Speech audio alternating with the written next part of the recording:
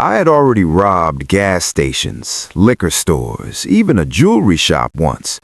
But this time, I wanted something bigger, something that would change my life forever. The idea came to me while sitting in a cheap diner in Detroit. Across the street was a branch of Bank of America. Every Friday afternoon, an armored truck arrived with fresh cash for the weekend. And that's when I realized that truck was carrying millions. Big robberies aren't about guns, they're about patience. For 3 weeks I watched the bank. Same schedule, same guards, same armored truck.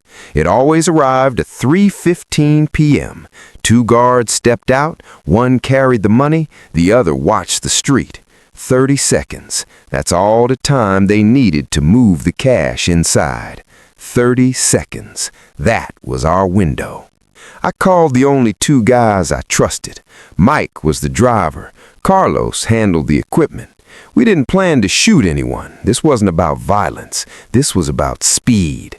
A stolen van, police scanners, fake construction uniforms.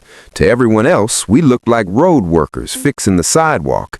But inside the van, we had masks, weapons, and a plan worth $2 million.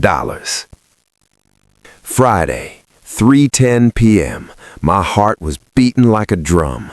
The armored truck finally turned the corner, right on time. The guard stepped out. Everything was happening exactly like we planned. Then suddenly, something unexpected happened. A police car drove slowly past the bank. Nobody moved, nobody spoke. For a few seconds, the entire world felt frozen. The police car kept driving. That was our signal. Go! We jumped out of the van. Carlos blocked the guard. Mike grabbed the cash bags. I pointed my gun and shouted, "Don't move!"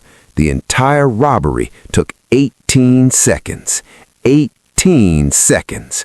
And just like that, we were running back to the van with 2 heavy bags full of cash. The hardest part of any robbery isn't stealing the money, it's disappearing.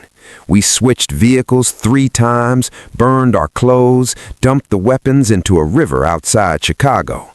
By midnight, the police were still searching the wrong side of the city, and we were sitting in a motel room counting stacks of money.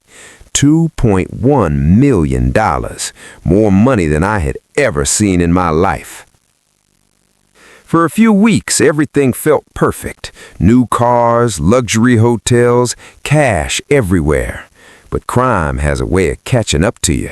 Someone always talks, someone always makes a mistake. And when that happens, the whole house of cards collapses. 3 months later, the police knocked on my door. People think the robbery is the dangerous part. It isn't. The real danger begins after you get away with it. Because the money never lasts, but the consequences, they last forever.